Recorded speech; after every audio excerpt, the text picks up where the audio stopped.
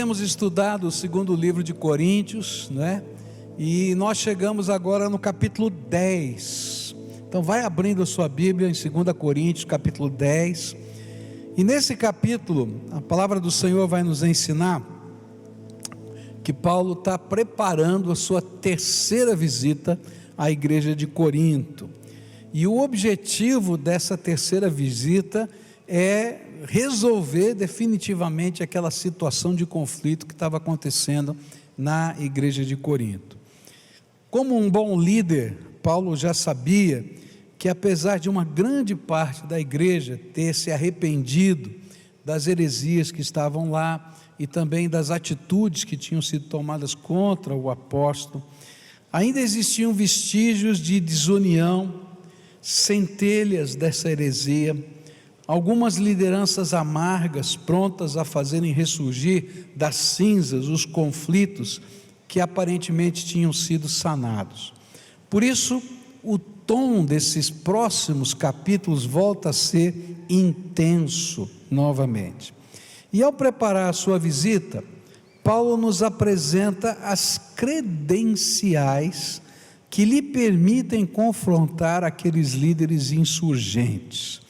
E na verdade essas são credenciais que caracterizam, um homem de Deus, um servo de Deus. Qual é a caracterização de um homem de Deus, de um servo de Deus?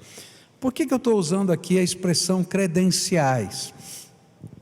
Porque no começo dessa carta, esses líderes que tinham chegado ali na cidade de Corinto, eles diziam assim: nós somos os autorizados a pregar o evangelho aqui nessa cidade, porque nós estamos trazendo aqui as cartas de apresentação, as credenciais da igreja de Jerusalém. Paulo não tem credenciais da cidade de Jerusalém e não devia ter plantado uma igreja aqui nesse lugar. E aí então Paulo vai dizer assim: olha, eu tenho credenciais de fato que não são de Jerusalém, mas são credenciais de um servo de Deus.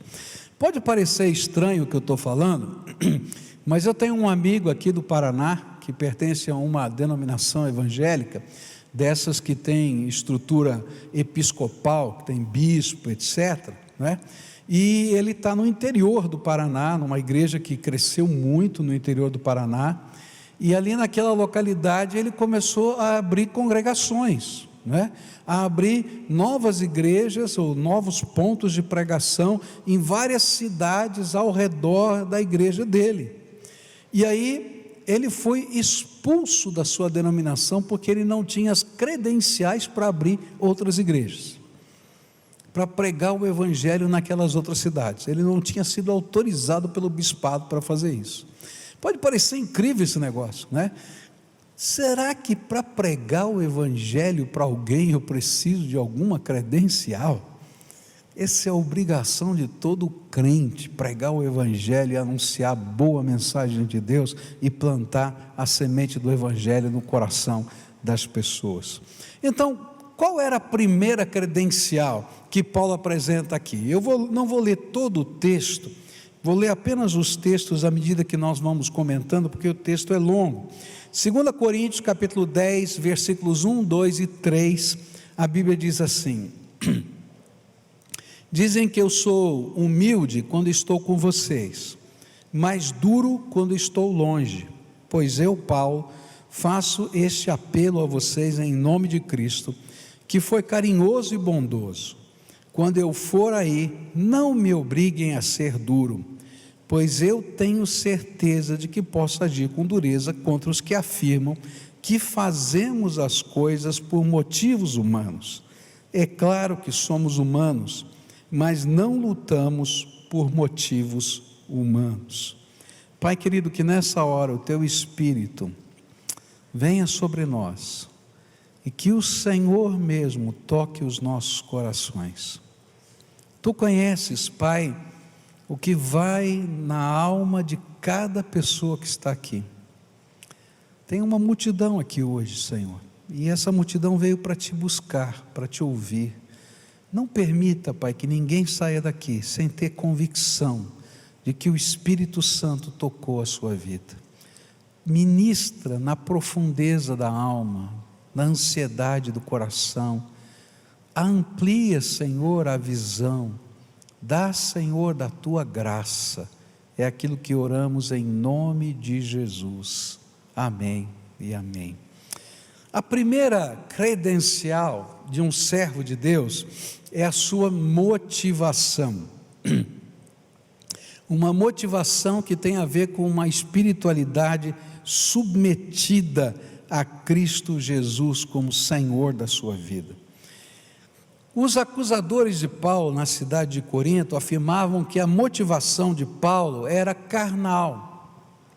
Muito provavelmente eles estivessem querendo dizer com isso que Paulo queria manter o poder sobre a igreja, e por isso ele estava escrevendo as cartas, mandando os emissários, fazendo as visitas, e que o que estava por trás era um interesse de poder. Ou talvez até alguns estivessem pensando, que o interesse de Paulo fosse financeiro, que ele tivesse algum lucro de alguma maneira com essa questão. Mas na verdade, esses líderes estavam afirmando coisas que eram suas conjecturas, eram suas interpretações pessoais, que não tinham provas e que não tinham propósito senão de desconstruir a imagem do homem de Deus, quebrar a imagem do homem de Deus. Eu me lembro que quando em 2010 eu me posicionei contra o PT aqui na eleição de 2010, eu recebi tantos e-mails, chegou uma hora que eu disse, eu não vou ler mais e-mail, parei de ler e-mails, tá? E eram coisas tão absurdas que escreviam para mim. Então diziam que eu tinha um acordo firmado com fulano ou com ciclano, que eu tinha um cargo no governo, que eu ia receber não sei quanto de não sei quem, e tanta coisa que falava que eu não sei de onde veio tudo aquilo, que eu disse, eu não vou ler mais nada, tá? Passaram-se já 8 anos, graças a Deus, nada do que eles falaram era verdade, tanto é que eu continuo aqui como pastor e sou pastor, e tudo que eu falei se comprovou, que vocês estão vendo e assistindo aí, tá?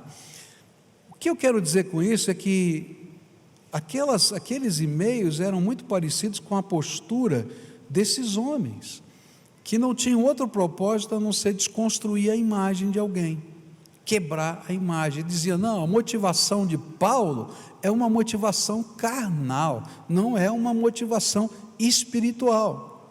Mas aí então Paulo vai dizer o seguinte, olha, a credencial de um homem de Deus, na verdade, é a sua motivação espiritual.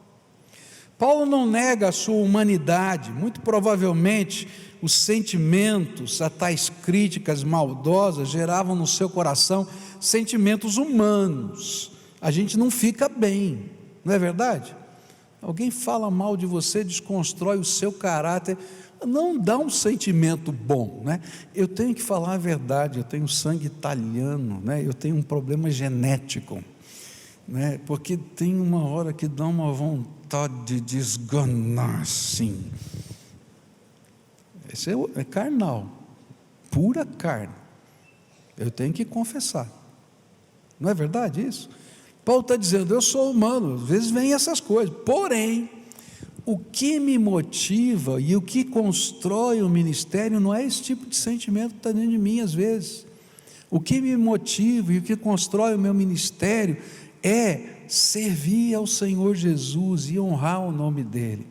E a Bíblia vai nos ensinar como é que uma motivação espiritual se constrói na nossa vida. Uma motivação espiritual se constrói quando a gente se submete a Cristo como Senhor absoluto da nossa vida. Sabe por que eu não esgano ninguém? É porque o Senhor Jesus disse para mim que eu tenho que andar a 2ª milha. E quando eu andei a 2ª milha, digo, Senhor, já andei com esse cidadão a 2ª milha. Ele diz, anda a 3ª. E quando eu digo, Senhor, já andei a 3ª, continua andando até eu mandar você parar de andar. E aí eu vou ter que aprender a me submeter ao Senhor. Não tem motivação espiritual na nossa vida se Jesus não for o Senhor absoluto da nossa vida. Se os nossos valores, se as nossas intenções, se as nossas palavras, se os nossos gestos não estiverem submetidos ao Senhor da glória. Algumas vezes, como seres humanos, a gente não faz isso. Mas se a gente está submetido ao Senhor, a gente vai lá e pede perdão. A gente vai lá e se reconcilia com as pessoas, porque a gente tem que reconhecer que sem Cristo como Senhor absoluto da nossa vida, a nossa motivação vira uma motivação carnal. E essa motivação que é fruto dessa submissão do senhorio de Cristo na nossa vida, ela não para só nesse aspecto de submissão, mas também num grande sentido de vocação. O Senhor chamou Paulo para estar no lugar em que estava, na hora em que ele estava. Sabe por que eu preguei o Evangelho? É isso que Paulo está dizendo nesse capítulo. Sabe por que eu preguei o Evangelho em Corinto? Porque apesar de eu não ter as credenciais de Jerusalém, o Senhor Jesus me colocou na cidade de Corinto por 2 anos, e eu estava ali, eu encontrei vocês, e vi a necessidade de vocês, e o Espírito de Deus, enquanto eu fazia tendas e vendia no mercado, me colocou para pregar o Evangelho, e muitos de vocês foram salvos. Eu tenho plena convicção de que estou no lugar certo, na hora certa, porque Deus me colocou aqui. O sentimento dessa vocação, de estar no lugar certo, Deus me chamou para estar aqui, é algo tremendo na nossa vida, é algo que nos dá condições de fazer a obra de Deus, e essa é uma credencial de um servo de Deus. A palavra do Senhor vai nos explicar, lá nos primeiros salmos, quando Davi está contando a sua história de fugitivo do seu filho Absalão, que fez uma revolução contra ele, e ele está ali fugindo de Absalão, e ele se esconde numa caverna, e a coroa, que era a coroa do reinado, tinha ficado em Jerusalém, e ele diz que ele conseguia deitar e dormir, porque o Senhor era a sua coroa. Não importava se a coroa tinha ficado em Jerusalém, porque o que fazia dele um rei em Israel não era a coroa, era a unção de Deus que um dia o profeta tinha colocado sobre ele, e ele sabia que aquilo era a certeza dele, de que ele voltaria para o trono, mesmo que tudo ficasse enrolado na sua vida, ele sabia que a unção de Deus não tinha sido retirada dele. Sabe, a nossa motivação espiritual vem desse senhorio, mas vem também dessa convicção de que Deus colocou você no lugar certo. Você está na família certa, porque Deus te abençoou para estar nessa família, e você é bênção, e essa família é bênção. Marido, você santifica a sua esposa. Esposa, você santifica o seu marido, diz a Bíblia, e vocês santificam os seus filhos. Essa família é bendita do Senhor. Entenda isso, essa é a motivação certa para com a sua família. Mas não é só com a família, essa motivação de Deus espiritual está no seu trabalho. Você está no lugar certo, na hora certa. Esse trabalho foi preparado por Deus para a tua vida. Então, se você tem sustento hoje, quando tanta gente não tem trabalho, é porque Deus te colocou no lugar certo e na hora certa. Agora você tem uma vocação e um propósito, e a motivação espiritual vem desse sentimento de propósito. Para que Deus te colocou nesse lugar, nessa hora, com esse sentimento dentro da sua alma? Para você ser uma bênção. É interessante porque na história de Paulo foi para Corinto e não tinha sustento. Ele era um missionário sem sustento, e então ele tinha uma profissão, ele construía ele fabricava tendas. Essas tendas que eram usadas no comércio, sabe, feira livre, não é que tem aquelas barracas e tal? Então, ele fazia aquelas capas que cobriam essas tendas, ele costurava aquilo, ele remendava, ele consertava aquilo. Então ele foi para o mercado e disse: ó, tua capa aí está furada, quer que eu conserto? E ele começou a fazer uma banquinha de consertar, e ele ali levantou o seu sustento. E quando ele estava lá, ele sabia que ele estava no lugar certo, na hora certa, que Deus tinha uma motivação para a vida dele, que tinha um propósito, ganhar pessoas para Jesus. E ele começou a ganhar um comerciante, ele começou a ganhar outro. Uma escola abriu a porta para ele começar a fazer cultos ao meio-dia. Ele começou a fazer os cultos ao meio-dia. Ele disse: sabe por quê que a obra de Deus aconteceu aí em Corinto? Porque a santa motivação de Deus estava no meu coração. Por que Deus te colocou no lugar que você está? Por que Deus te colocou no emprego que você está? Por que Deus te colocou pessoas que você conhece?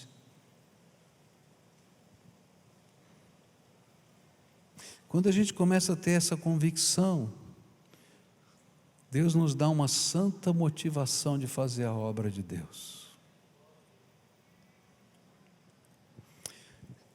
Segunda credencial que Paulo vai tratar, aparece nos versículos 4, 5 e 6, onde diz assim: as armas que usamos na nossa luta não são do mundo, são armas poderosas de Deus, capazes de destruir fortalezas, e assim destruímos ideias falsas, e também todo orgulho humano que não deixa que as pessoas conheçam a Deus. Dominamos todo pensamento humano e fazemos com que ele obedeça a Cristo, e quando vocês provarem que são obedientes, estaremos prontos para castigar qualquer desobediência. É interessante que quando a gente tem a motivação certa, Jesus é o Senhor da nossa vida, a gente entende que Ele nos chamou e nos colocou no lugar certo, e que no lugar certo a gente tem uma missão e um propósito. Não imagine que vai ter um tapete vermelho para você, cheio de rosas para você andar por cima. Não existe isso. Por que não existe isso? Porque se você tem uma motivação certa, você está na contramão do mundo. Porque a motivação da maioria das pessoas é humana, é carnal. É assim. Muito provavelmente, se você é um servo do Senhor Jesus, você já ouviu isso. Olha, talvez esse negócio funcione lá na sua igreja, mas aqui fora isso não funciona não. Talvez isso funcione lá na intimidade da sua oração, mas aqui na empresa isso não vai funcionar não. Esses valores, esses princípios só funcionam lá, aqui não. Por quê? Porque isso é humano. O mundo está sendo dirigido por valores plenamente humanos. E de repente você vem com valores que são divinos, que são de uma ética do céu. Então você vai até ser chamado, né, de alguém maluco, você vai ser chamado de, quem sabe, o salvador da pátria, vai ser chamado de tanta coisa aí, porque você está na contramão. Por isso Paulo vai dizer o seguinte: se você tem a motivação certa, então a próxima credencial que vai se manifestar na tua vida são as armas de Deus, que são armas do poder de Deus na nossa vida. E essas armas manifestam tanto a motivação como autenticam a mensagem que nós estamos pregando. E Paulo vai dizer para a gente que essas armas, que são armas do poder de Deus, elas têm várias formas diferentes na nossa vida. E ele diz assim: essas armas não são humanas, elas são divinas. E é uma coisa tremenda o que Paulo está tentando ensinar para a gente. E se a gente ler todas as cartas de Paulo, vai ficar mais fácil a gente entender. As armas que não são humanas, que são divinas e que estão em nós, são os carismas, os dons do Espírito Santo de Deus na nossa vida. A Bíblia ensina para a gente que quando você recebeu Jesus como Senhor e Salvador da sua vida, um primeiro milagre aconteceu. Naquele momento, pela fé que você recebeu Jesus como Senhor, algo aconteceu dentro do seu coração. O Espírito Santo de Deus veio habitar o seu coração e você se transformou em templo do Espírito Santo. E Deus colocou uma marca de propriedade exclusiva de Jesus Cristo, o Espírito Santo, o selo de Deus está sobre você. Mas não é só o selo que Deus colocou. A Bíblia também vai dizer para a gente que se você passou por essa experiência, pelo menos um dom do Espírito Santo Deus colocou na tua vida. Esses são os carismas de Deus. Carisma quer dizer sinal da graça, tá? O dom da graça. Não é merecimento, é graça. Deus está dizendo, olha, eu estou colocando algo meu, do meu poder na tua vida. Existem dons espirituais que são extraordinários. Tem dom de cura, né? Dom de fazer milagres, né? Tem vários dons extraordinários, tá?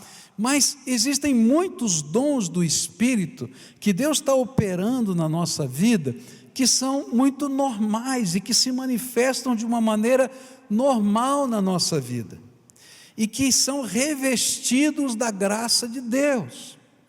Tem pessoas que Deus abençoa com a capacidade de administrar, e tudo quanto essa pessoa põe a mão vai dar certo. É um dom de governo, diz a Bíblia, tá?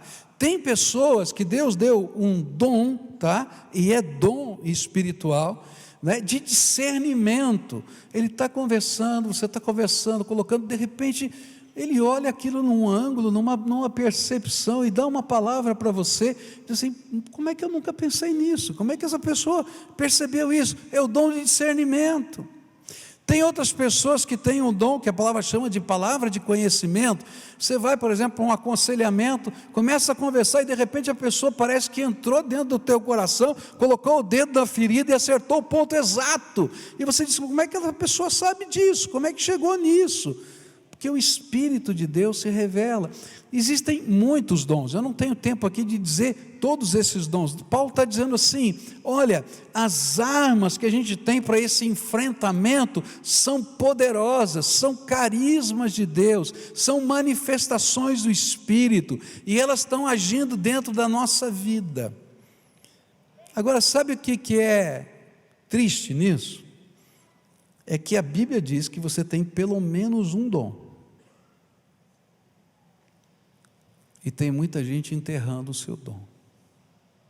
E não está usando o seu dom, nem na vocação, no lugar certo, e nem no propósito, para fazer a obra de Deus naquele lugar. Se Deus te colocou onde você está, e colocou esse dom na tua vida, é porque Ele quer fazer algo através desse dom nesse lugar. E a gente tem que aprender a buscar de Deus essa sabedoria e usar essas ferramentas poderosas de Deus. A segunda coisa que Paulo vai falar sobre essas armas, ele vai dizer que essas armas não são humanas, são dadas por Deus, mas elas são poderosas, elas são manifestações do poder de Deus, elas são marcas visíveis na vida das pessoas, ao olhar das pessoas, da graça de Deus. Essa semana eu recebi um e-mail, né? Fiquei muito feliz. Esse e-mail contava duas histórias. A primeira história era de um irmão da senhora que escreveu esse e-mail. Nós estamos aqui numa campanha esse ano. Você lembra qual é a campanha? Qual é a campanha? Qual é o tema desse ano? Vamos falar junto? De volta? Ah, não sabe ainda. Vamos falar. De volta para casa. Então, o que a gente pediu para você nessa campanha? Começa a orar. Escolhe algumas pessoas e pede para Deus tocar o coração delas. Nós vamos ser intercessores. E quando Deus te der uma oportunidade, não é? Você vai agir.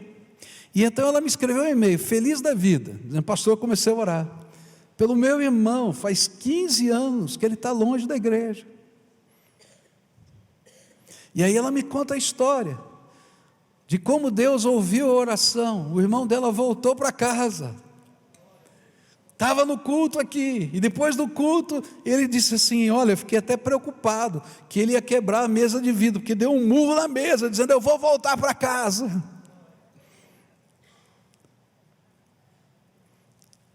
É o poder de Deus, não é a irmã, nem o pastor, nem a igreja, é o poder de Deus, e nós nos tornamos milagres de Deus ambulantes. Segunda coisa que essa irmã escreveu nesse e-mail, que eu fiquei tão feliz, ela disse assim: eu trouxe uma outra pessoa comigo, e essa pessoa, na hora do ofertório, viu um rapaz indo lá à frente, entregando a sua oferta, vestido bonito, e depois a sua mãe, e ele disse assim: olha, a vida dessa família era uma bagunça, era terrível, esse homem era um perdido, e eles estão aqui adorando a Deus. Se Deus pode transformar a vida deles, pode transformar a minha. Queridos, os milagres de Deus que estão acontecendo na minha vida e na sua vida, são as manifestações do poder de Deus que autenticam a mensagem do Evangelho. Você é um milagre ambulante de Deus. Você é um milagre ambulante de Deus. Eu sei que Deus está fazendo coisas extraordinárias em vários lugares do mundo, e eu poderia contar muitas histórias para você, como uma que eu ouvi, não é, de um amigo meu do Egito. Ele disse da conversão de um médico egípcio que fez uma cirurgia para remoção de um determinado órgão, e quando ele estava no meio dessa cirurgia, fez a remoção desse órgão. Quando ele estava para fechar o paciente veio a óbito, e então ele encaminhou, conforme o costume muçulmano, para que a enfermeira preparasse o corpo para, conforme o costume muçulmano, e ele entrou numa outra cirurgia, porque a agenda dele estava cheia, e ele terminou aquela cirurgia, e veio um sentimento para ele: vai ver o defunto. Ele falou: não tem que ver o defunto, agora quem tem que ver o defunto é a família, a enfermeira está cuidando, vai ver o defunto. Vai ver o defunto. E aquele negócio ficou dentro dele, e ele foi lá ver o defunto. Quando chegou lá, o homem estava respirando, não era defunto. Ele disse: mas eu vi, morreu, como é que está vivo? Bom, vamos tirar ele daqui, vai ver que passou alguma coisa que eu não percebi. Coloca ele lá no quarto, e começou a recuperação dele lá no quarto. E ele teve que fazer alguns exames, e quando ele começou a fazer o exame, mandou fazer lá um exame do abdômen, o órgão que ele tinha removido estava lá. Ele disse: não, mas eu tirei o órgão, eu mandei incinerar o órgão, está aqui, não foi outro. E por causa disso, aquele homem veio a se converter, porque toda aquela família era família de crentes que estavam orando pela transformação e pela cura daquele jovem que estava lá naquele hospital. Esses são milagres extraordinários, alguns que a gente fica até com medo de contar, estranho demais.